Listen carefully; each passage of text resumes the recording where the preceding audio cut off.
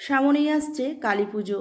কালী পুজোতে অনেকে বিভিন্ন লাড্ডু, বিভিন্ন নাড়ু এরকম বাড়িতে বানিয়ে থাকেন। একবার এই লাড্ডুটা বাড়িতে বানিয়ে দেখুন, খেতে অপূর্ব হয়, ভীষণ দানাদার।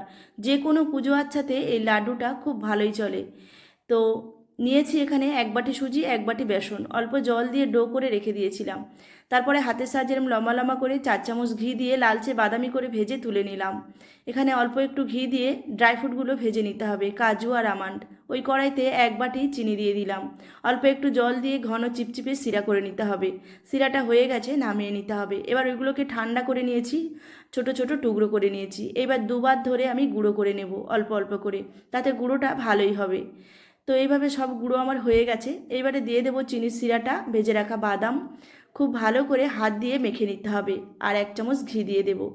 খুব ভালো করে এই হাতের সাহায্যে লাড্ডুগুলোকে পাকিয়ে নিতে হবে। এই লাড্ডুগুলো খেতে অপূর্ব হয় আর বানাতে খুব সহজ। এটা সুজি ও বেসনের চুরমা লাড্ডু, খেতে অপূর্ব লাগে। এইভাবে বানিয়ে